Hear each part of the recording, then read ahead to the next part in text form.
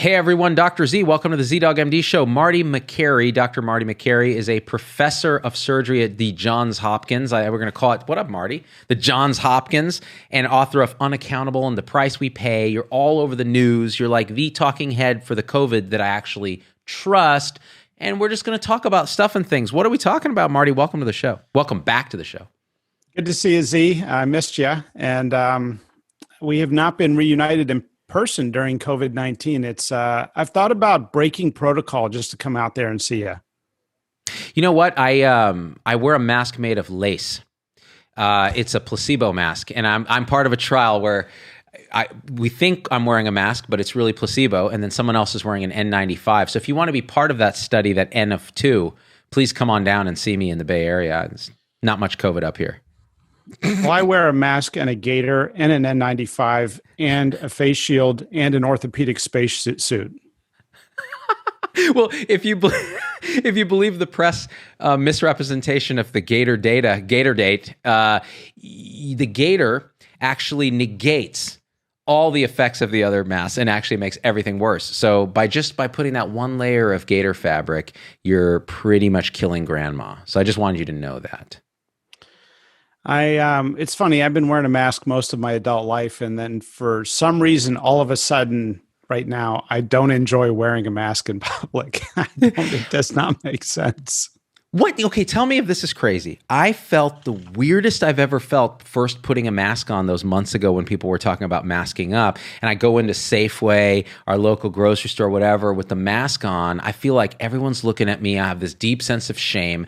And I almost feel like it's worse because we're doctors. We would never, it's like the kind of like dude that goes and wears his scrubs out in public. Like, yeah, these are OR scrubs, and you're like, oh, are they? Right? I mean, like from the movie Rushmore, it's obnoxious. And so I always had this weird sense of shame masking in there. Now it's like culturally, especially in the Bay Area, if you don't wear a mask, you feel like you're naked. Like someone's going to, call the cops.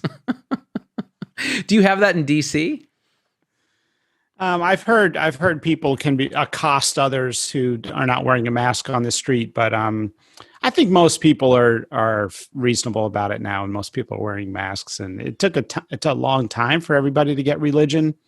I think it took everybody knowing somebody who got really sick, or a loved one or something. Did you see Chris Chen got COVID-19 and he survived, but I think he was in the ICU, and he was sick and had trouble breathing. He wrote about it in Stat News. Chris Chen of ChenMed? Yeah, Chris Chen of ChenMed, the CEO of ChenMed. I didn't hear that. Is he older, like older than 60? 44. What? Yeah. And he was in the hospital. Yeah, this is like really starting to hit home for you and me, right? I mean, 44, total picture of health. I mean, the guy, I think he played college football. He's in great shape. Right, the absolute last person you'd ever think has metabolic syndrome. He basically said he's healthy in the article. Yeah, and really good article in Stat by Chris Chen. I mean, talk about hitting home. I mean, here was a guy who basically said, "I know every beep in the ICU. I've worked in the ICU for many years, and all of a sudden, those beeps were for me." And really good article, really incredible humility, not just with him, but that entire organization.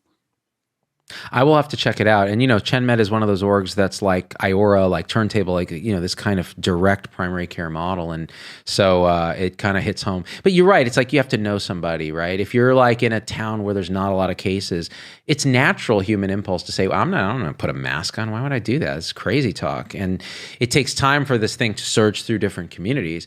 What's going on? Have you been to New York recently or no? Yeah, I went to New York once. It was about 30% of the normal foot traffic and maybe 20% of the normal street traffic. So it was very strange. Maybe a quarter of the businesses are shuttered up, either went out of business or just closed for the time being. Restaurants were only seating people outdoors when I was there. Yeah, it's a little sad. I mean, how many people do you know who have basically said, I've moved out of New York and I'm really never planning to move back? Yeah. Yeah. And it happened in San Francisco too. They're all moving out to the suburbs and driving up my real estate costs, which is good because now's the time to sell, Marty. Well, the real estate agents say that having a Zoom room is now part of the conversation with new Oh my homes. gosh. Oh my gosh. It's kind of funny. That's what I have here. This is my Zoom room. It's like a safe room. Like, there's a code to get in, it's a separate from the family. It's a huge asset now, actually. Maybe we should design like a plug and play Zoom room for doctors to have telehealth visits with their patients that doesn't involve like a cat or a baby showing up and smearing feces. This is my Zoom room, my office, my call room, and my minor procedure room.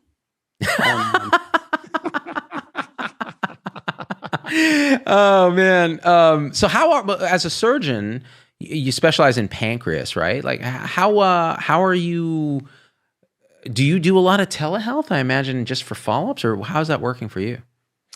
Our hospital is doing some telehealth. I think, in my particular area of surgical oncology and what I'm doing now, which is kind of focusing on the pancreas islet transplant, auto transplant procedure. We were kind of, I guess, shut down for a little bit for COVID, and recently sort of started back up. So things are good. The hospital's quiet. It's strange. I kind of miss the community, to be honest with you, like even the support staff that are working from home. I'm ready for this thing to be over. Yeah, I think all of us are.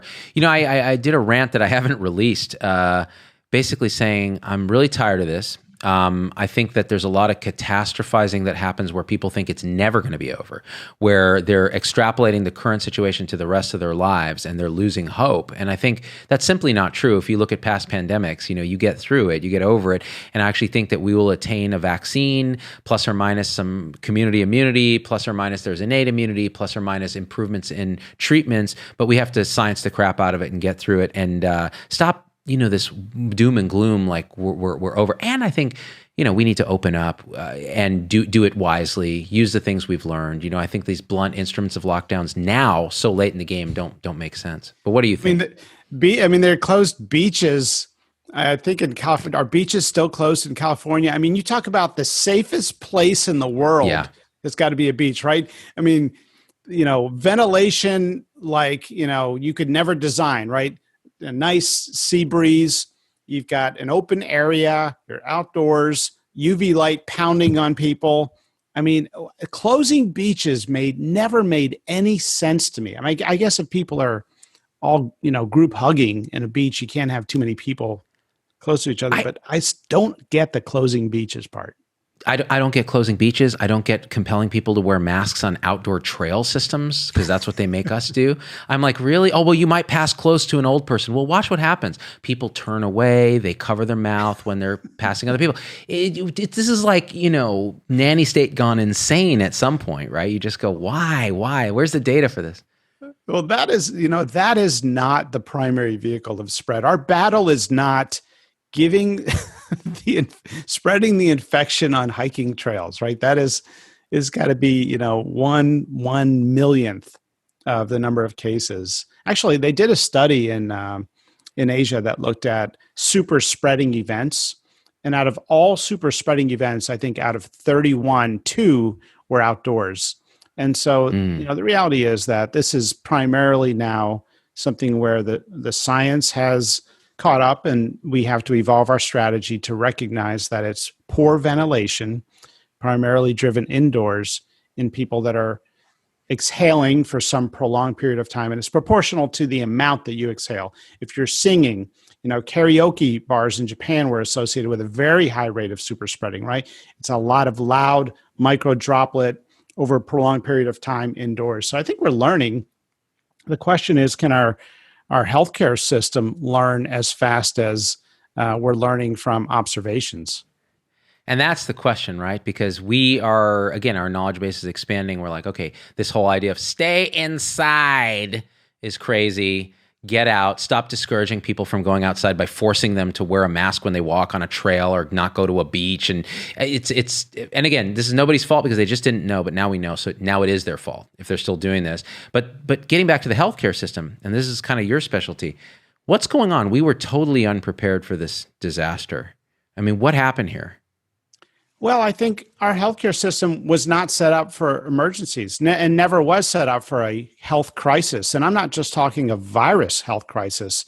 You could argue the same for an earthquake, a mass shooting, fires, any health emergency. Okay. And now we're seeing it with this massive strain from a viral pandemic. Our healthcare system is set up for peacetime protocols. All the processes are set up for peacetime. The IRB meets once a quarter or once a month. Why? Because in peacetime, they're evaluating studies, at that pace. And then all of a sudden you want to do a study on COVID. And guess what? You can't do it because you don't have the IRB waiver, not approval because it has de-identified information from the data. You don't have the waiver, and the IRB meets once a month, so you've got to wait, okay? Mayo Clinic does a study on convalescent plasma. Okay, it was posted on MDRX on August 12th, okay? 35,000 patients. Yeah, mm-hmm. 35,000. Yeah, and just for people who don't know, people who aren't in medicine, IRB is Institutional Review Board. It's the committee that kind of determines the ethics and so on of your study. Yeah, and the IRB really sort of served an important role after the Tuskegee experiment, where horrible things were done to minority communities, with really no supervision. I mean, terrible experiments that should have never been conducted. And it was a horrible thing. So IRBs basically said, we're going to protect research from harming people without any, for no good reason.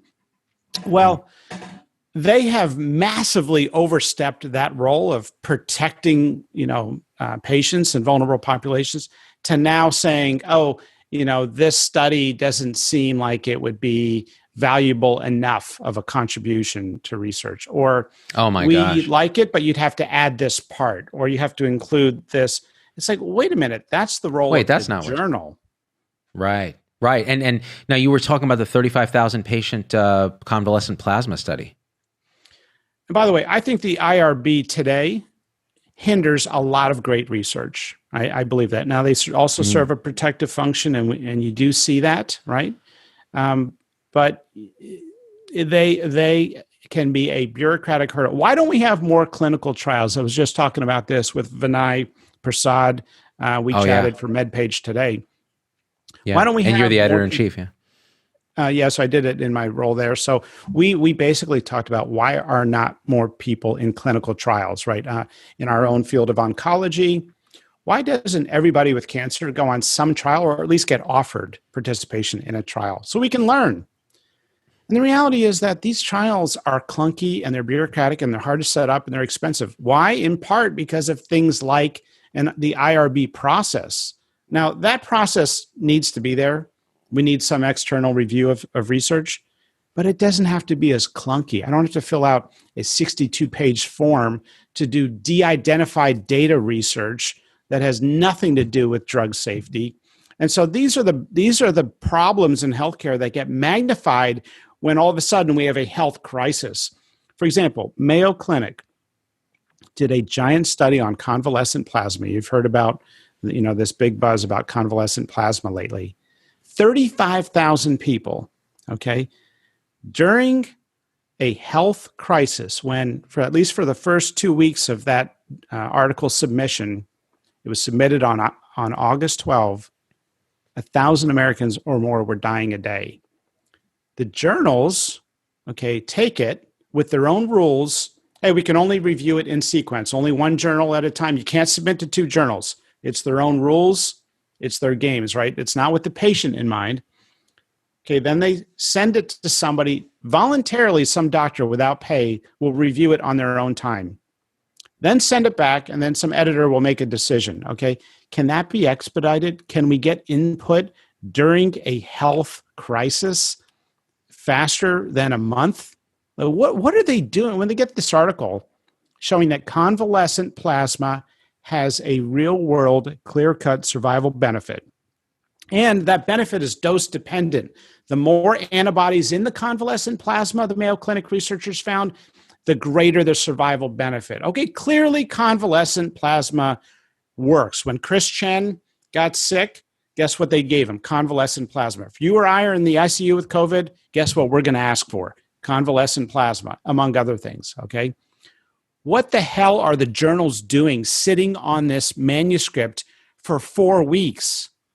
It's 10 pages. You're not going to the hospital to interview the subjects. I mean, the journal just reads the 10-page output.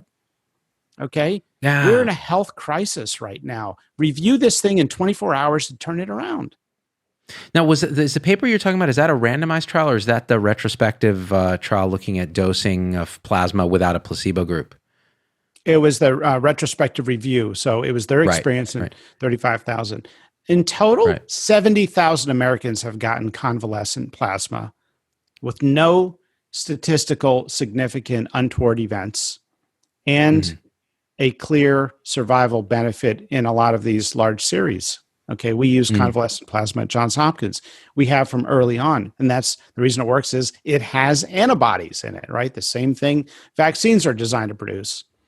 What are we doing? First of all, what are we doing giving this to 70,000 people without any randomization? Second of all, now that we have 70,000 data points, what are we doing arguing with the FDA when they give an emergency use authorization?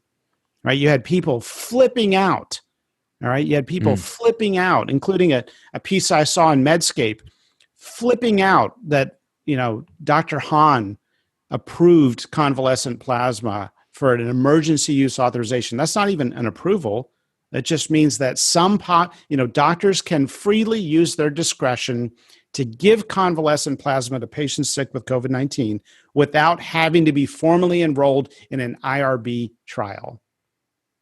Okay, how bad has it gotten that we cannot use convalescent plasma because somebody is saying you don't have a placebo trial when you have all of this data? Okay, there's no placebo-controlled study to prove that parachutes work, and there shouldn't be. Zubin, it would be unethical to give somebody placebo and deny them convalescent plasma today in the United States. And if we're so stuck on these rigid protocols during a health emergency, if we can't combine a promising and safe small molecule to do a phase 1 and phase 2 combined trial, I mean, what are we doing? Just letting people die? I mean, I'm not saying this is what we do in peacetime, but when you have we're going to lose 250,000 Americans at this pace, right? When you have this many people who have lost their lives, I mean, I think today it's at about 190,000. It's time to redesign our systems, redesign our study design, redesign our approvals, meet more regularly as an IRB, provide expedited review. The FDA will now get back to you in 7 days if you submit a drug, if it's for COVID, okay? What would the world look like if they did that routinely, right? If they did that for cancer drugs. So there's a lot of lessons here, but one of them is we've got to move faster. The dexamethasone study, okay, from the UK, that trial showed about a 33% reduction in mortality. I mean, you talk about maybe the largest reduction in mortality that we've seen has probably come from steroids. Why are we learning about that in June? Okay, the pandemic hit us in March. Why does it take us all of this time and the clunky processes and the reviews? Meanwhile, in the UK, they looked at dexamethasone in a randomized control trial that they designed early, and they got the results, and the world benefited from it. We were invited, the United States was invited to participate in that recovery trial, and the US declined. Why? Because we didn't think the study design was as elaborate as was necessary. You can pick apart any study, okay? And we did this. I remember Harvard School of Public Health, in our EPI class, they gave you 7 articles. Everyone got 7 different articles, and you had to rip those articles apart. And they were in all the top journals. And you know what? You can do it. You can rip any article apart. The question is there beyond a reasonable judgment of some degree of rationality, does there appear to be greater benefits than there are risks? And that is the real question that we need to be asking in a health crisis, in an emergency. And this is an emergency.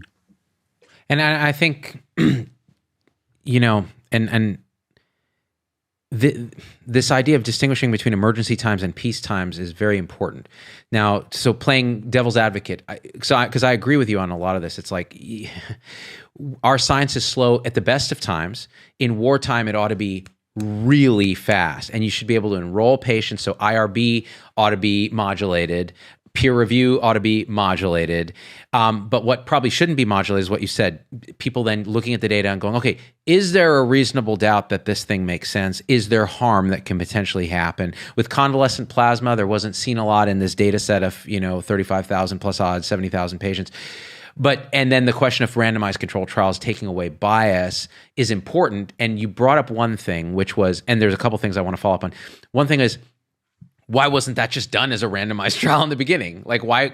There's probably a higher bar to it, or what? Just answer that for me. Like, why didn't they just randomize that in the beginning? Is it just because they didn't think of it until after we started giving convalescent plasma, or what was going on? Do you think, knowing that you're not involved? Well, I'll tell you what Vinay Prasad and I concluded in our conversation is that there are a tremendous amount of barriers in the way of doctors studying things in a way that they want to study them.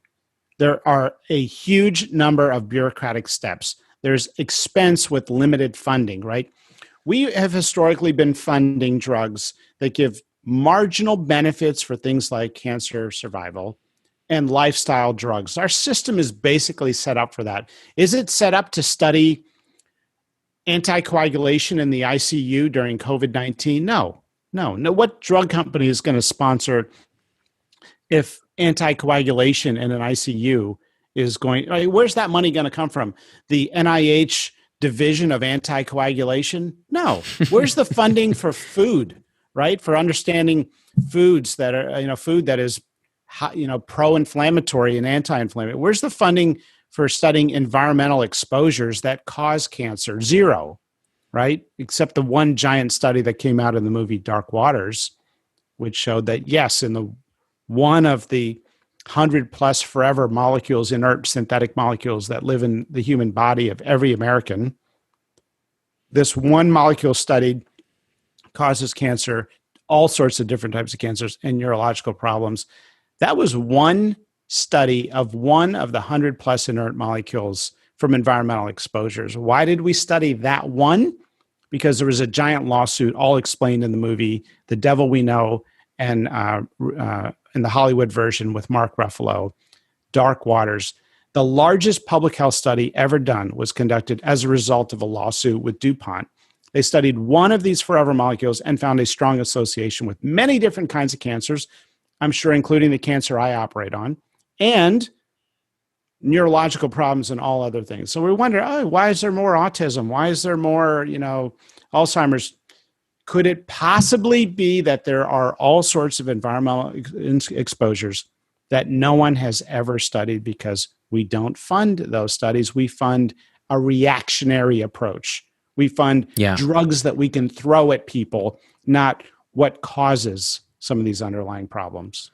Oh, and that's the fundamental to how we treat disease too. We don't prevent it. We don't focus on those things. We focus on the Band-Aids after the fact. One interesting thing, though, that I've realized the older I get with studies is you can have associations and correlations, but then when you really try to unwind them with a randomized trial, you find that no, they were actually correlates, not causation. So maybe you're seeing this stuff in the blood, but the people who would have that in the blood live next to a radiation source or a chemical factory or something, and there's other things. How do you think about that? How do you tease that out? That's why I think the result that an association is dose dependent says a lot. Okay. And granted, we can never prove with 100% certainty that anything is true in science. Okay.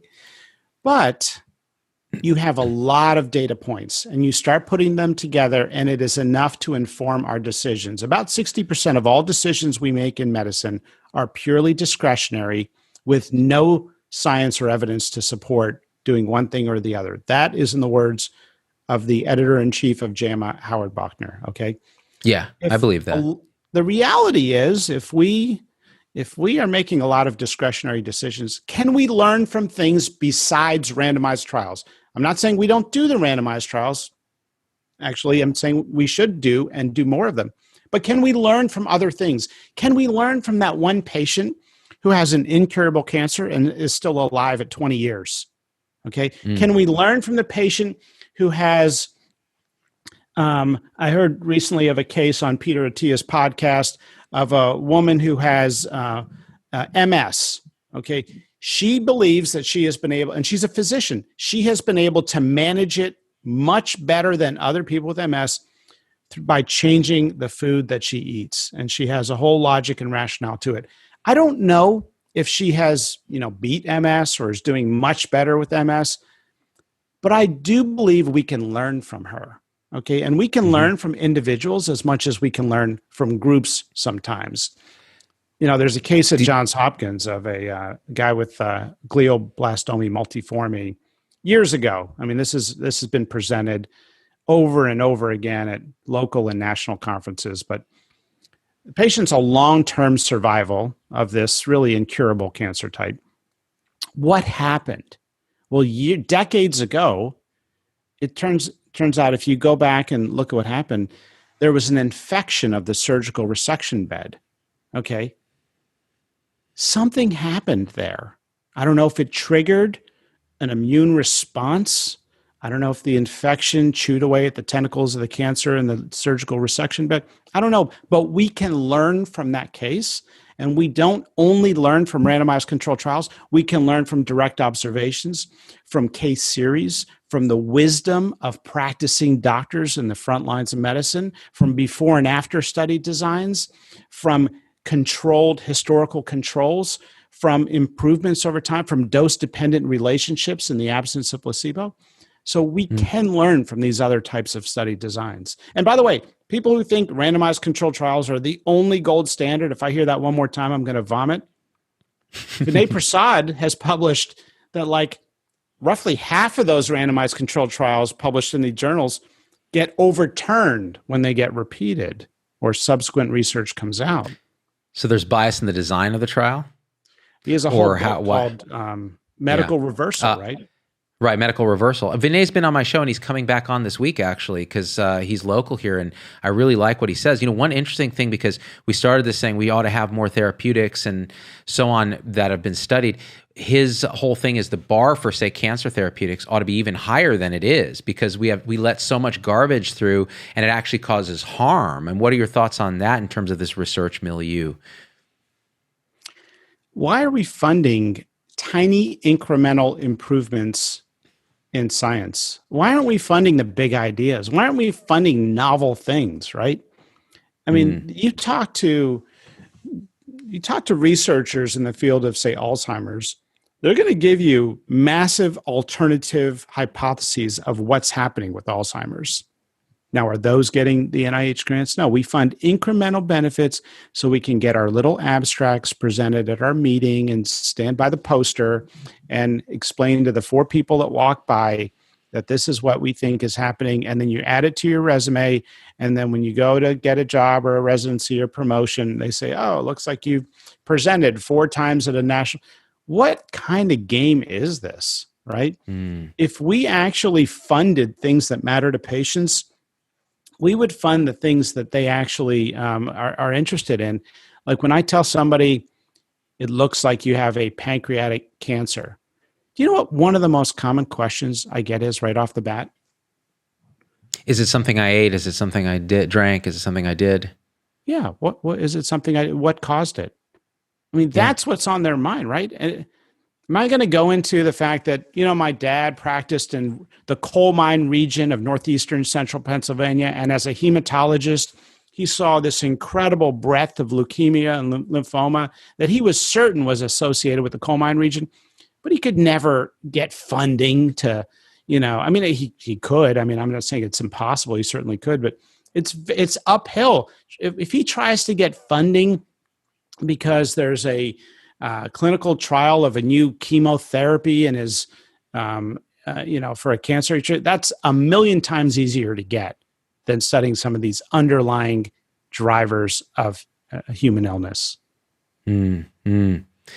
It's tough, dude. And it's weird. Rarely in an interview do I just sit back and listen. You're passionate about this. You've been doing research all your life. You know what's wrong, what works, what doesn't work. And during this time when it's so urgent, I have a question, which is, and again, just back to my question is, how do we fix this, right? But before I forget, one of the criticisms that Stephen Hahn got was that he's just misrepresenting the magnitude of that data. So looking at the retrospective data, saying it's a 35% improvement on some. So what was your take on all that? Because I mean, he was excited.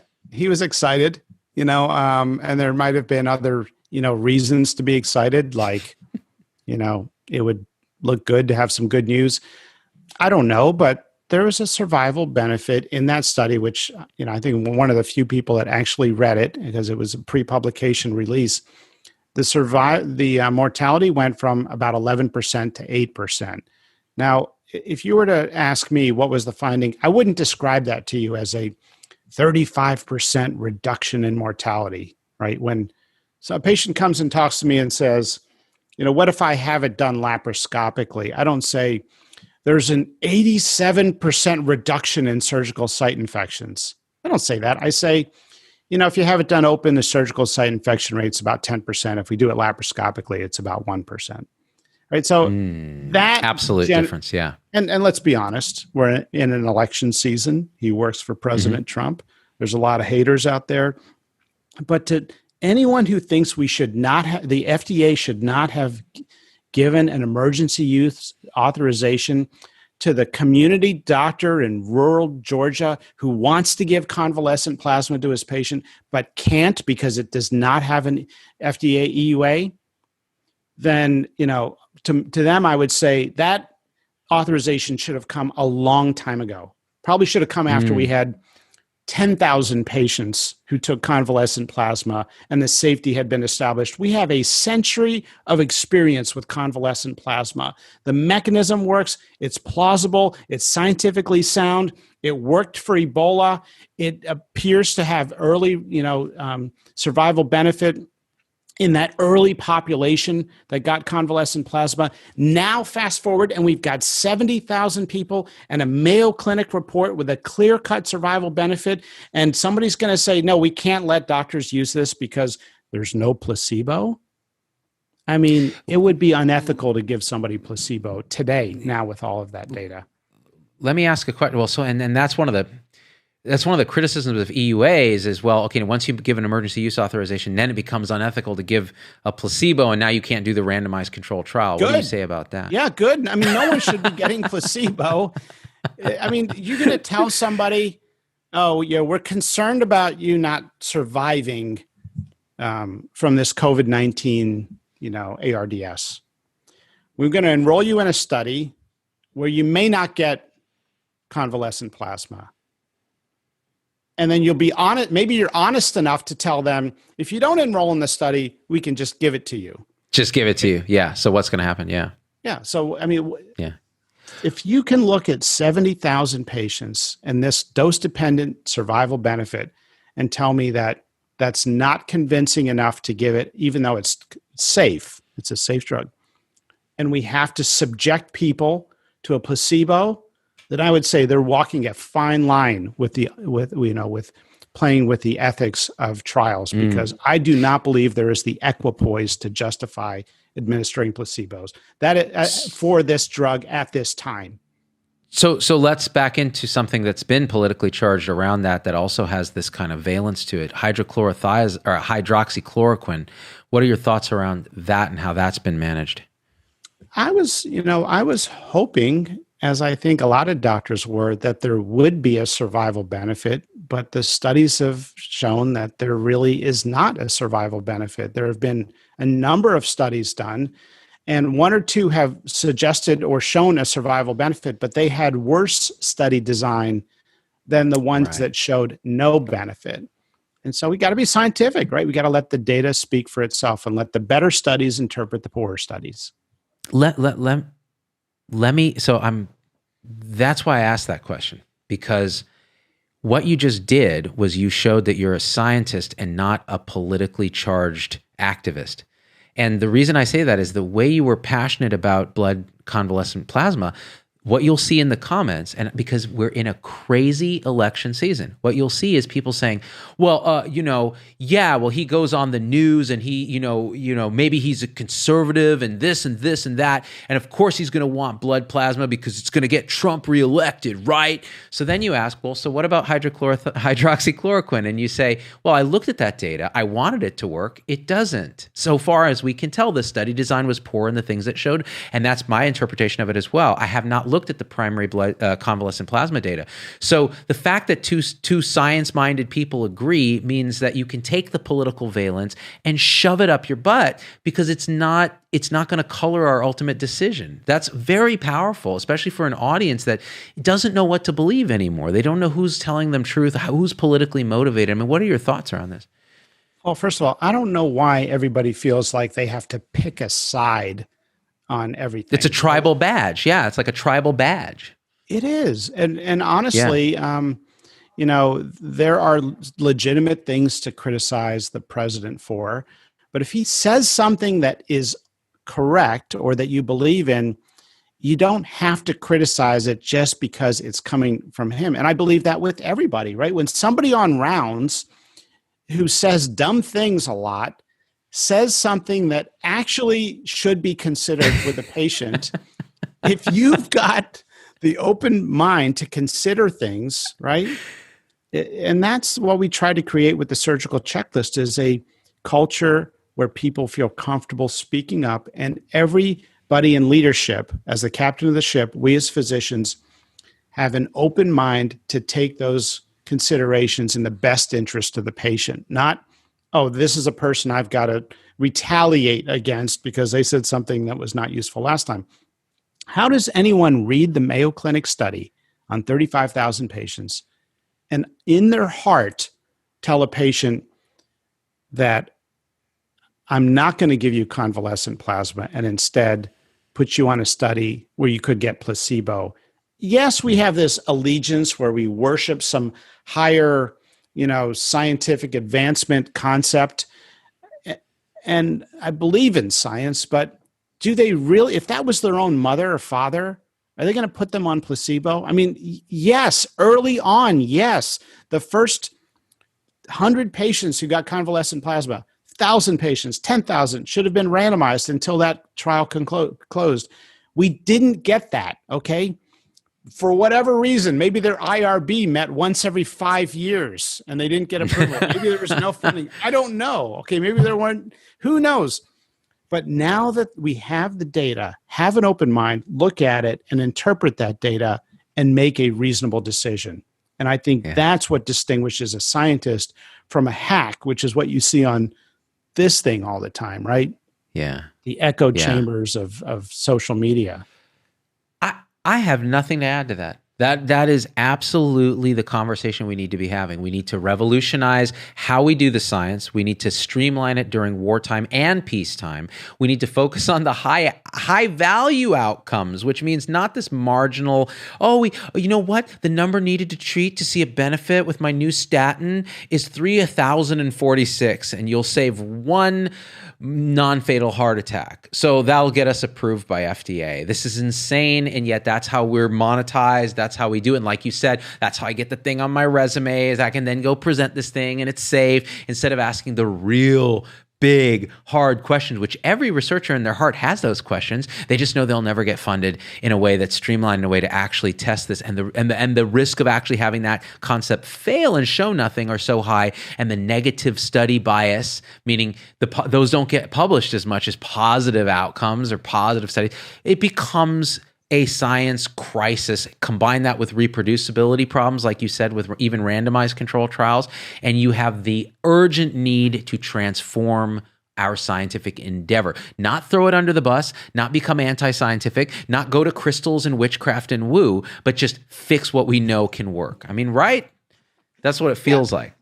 And it's not just in research, by the way. How about hospitals having capacity resilience, right? Where's that expandability? Where's that adaptation to be able to respond to a health crisis, right? When there's a hurricane blowing through Houston, right? Do they have extra ventilator capacity, or are they running things so tight that you just cannot possibly do anything will throw off the system, right? And we saw it in Katrina. Yeah, we see it in the pandemic. They're running so close to because that's how you make money. How can you have, you're going to hire all these staff and keep them on standby? How are they going to pay for that? So when medicine is a business like that, then it has to be run like that. And then something happens and you're like, well, there's going to be a delay of 5 months before we can spin up enough PPE and enough staff to manage it. It reminds me of the TSA when I go through the airport. It's like somebody in front of me forgets to take their belt off and they walk through the thing and they scold that individual. Then they come back into the line angry and scold every person in line, telling them, you have to take your belts off, right? And take your laptop off because somebody just forgot to take their laptop out. And it's like, what is this reactionary approach? This is illogical. It's non-scientific. And that's exactly what we do in healthcare, right? We scramble. We don't have adaptive systems set up early. And then when things happen and they go bad, we think, this shouldn't have happened. Why are we shopping for drugs and PPE in China? Like, can we fix that? Or is that something that's just going to keep going, right? There's a lot of these issues. And I think the new term now that we're hearing a lot is resilience, healthcare resilience, hospital resilience. And hopefully there's some important lessons here that we're going to learn and act on. I think you nailed it. And as I run out of disc card space, because I've got 2 shows and forgot to delete one of them, we'll have to wrap it up. But I wanted to, this has been fun, dude. And we had no agenda going into this. So let's just talk about what we want to talk about. And I thought you brought up things that people need to hear, man. And here's the thing. I think the term it's Nassim Taleb's term, which is anti-fragility, anti-fragile. So use the word resilience. Resilience means a system resists change. So in other words, you come punching at it with a problem and it's like, no problem, I'm resilient, right? But anti-fragile, as opposed to fragile, where you come at it and it crumbles, which is what our system actually did in the face of the pandemic. Anti-fragility is where a system is designed in a way that when a challenge comes, it actually adapts quickly like an organism, evolves, and gets stronger than it ever was in a way that it can adapt to challenges in an exponentially better way. And that's what little kids do when they have certain levels of stress, certain challenge, which we've now been protecting them from by helicoptering them around, and they get stronger and more adaptable, more able to conflict resolve. That's what kids do. That's what organisms do. Why can't our healthcare system and our institutions do that? Be more anti-fragile. Our financial system was fragile. It fell apart in 2009. You need an anti-fragile system. That's where Taleb got his thing from. So that's what we're hoping for. And at least these conversations may at least set us the problem so that we can start working on solving it. Yeah. I love it. Dude, Marty Makary, man, that was fun. When are you going to interview me for Medpage? I want some serious street cred, dude. You will be the next guest on Medpage. You let me know when, and we'll do a nice fun interview. I love it. I'll throw most of the nudity and all of the cursing in it because I know that's your audience there. If you could do 20% less cursing, I think it'll meet the bar. That's, you know what? That's a statistically significantly less amount of cursing. Actually, you've had zero. What am I saying? There's been zero. You've done zero. And I've heard that you stopped cursing in the last 50 or so episodes. I haven't watched them. I'm not caught up yet, but that's what I heard. I've made cursing a special thing I do only for my subscribing supporters who pay $4.99 a month to see me talk every night. And for those guys, it's like F this, F that, S this, F that. I had this effing conversation with effing Marty Makary and we effing did this. And they're paying for that HBO level of quality. But the rest of the world, I just want them to share it with their mom. And so even though their mom curses like a sailor at home, they don't know that. So they won't share unless I stop cursing. So I keep it clean for the masses. Well, I know we've got some moms that read Medpage, so I'll find out what our policy is. Well, speaking of moms, my mom sees you on the news all the time and told me, I think I might have mentioned this to you before, that Dr. Makary, he's been on your show a couple of times. He seems like he knows what he's talking about. And I'm like, looks can be deceiving, Mom. Let's have him on my show. All right, Marty Makary, thanks for being back on the show. Z-Pack, share this thing. This is an important discussion. Leave a comment. Are you a researcher? Do you work on are you on an institutional review board? Do you have strong feelings about, the data on convalescent plasma? If you've read it, if you've read the piece, let us know what you think. Share the video, become a supporter if you love democracy. I just have to say that, Marty, because, it just feels right. And we out. Peace.